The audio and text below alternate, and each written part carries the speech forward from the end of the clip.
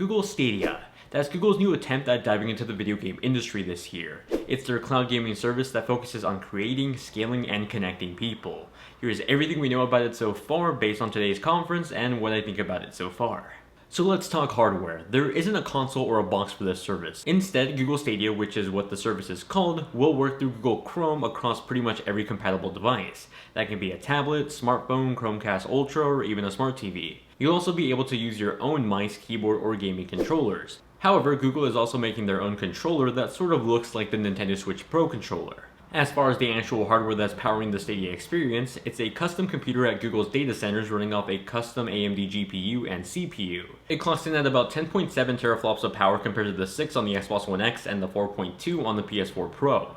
For reference, the RTX 2080 has about 10.1 teraflops of power, so it's even more powerful than that. It's a strong computer system that should be able to push any current generation game pretty far ahead, and then what's most interesting about this is that Google actually has built scalability in mind with their hardware.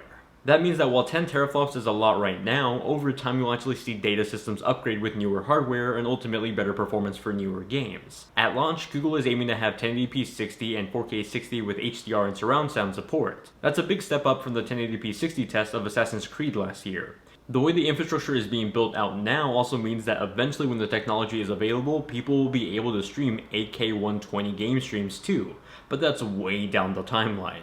What's interesting to me as a content creator for video games as well as a gamer myself is the ability to stream a game for me to play, but also have that stream to YouTube at the same time, all from the Google side, nothing with any effort on my end. If you're someone that does Let's Plays, this means that you can have Google stream your 4K 60 version of your game, but you can also have them send a second stream over to your YouTube channel.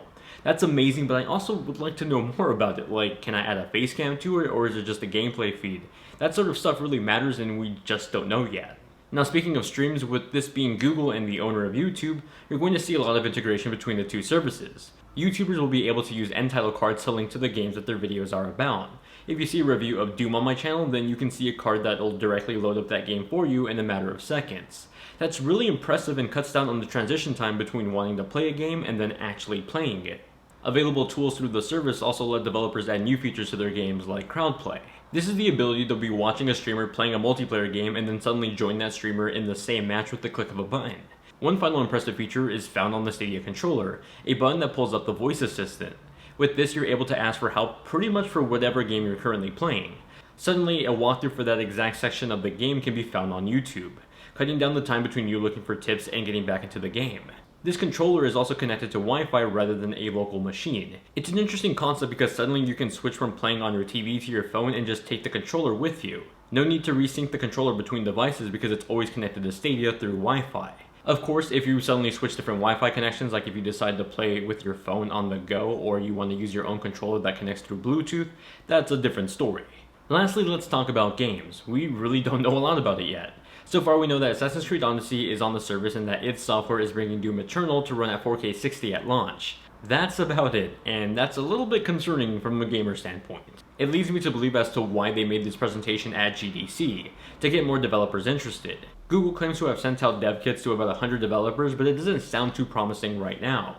I think to combat this, they're putting their money where their mouth is and have started their own first-party studio to make games. At the very least, it shows that Google wants to commit to this platform, unlike the many dead services they've launched in the past. Now, another big worry of mine is that Google Stadia is launching in 2019, but we literally know nothing about it from the consumer standpoint. Is it a subscription? Do we have to buy games individually? How is it going to work? The future seems promising. Cloud gaming is increasingly getting more viable as 4K streaming setups are becoming the norm inside homes. The 5G infrastructure is starting to be built, and with arguably the biggest internet company in the world behind the project, this very well might succeed.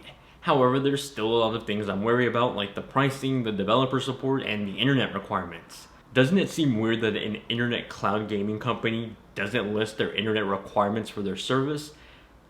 It's alarming. But those are my thoughts on what we know so far and what I think is going on with the service at least. But I'm curious to hear your guys' thoughts. Do you think this is a viable platform? What do you think based on the conference today? How do you think this will compete with Microsoft's Project xCloud? It seems like Google wants to do cross-platform crossplay. Do you see them possibly working with Nintendo and Microsoft on that whole Project xCloud thing and maybe just have one big crossplay thing against PlayStation? Let me know in the comment section down below. I'm really interested to hear your thoughts. As always, thank you all very much for watching. Hope you all have a great day, and I'll see you all in the next one.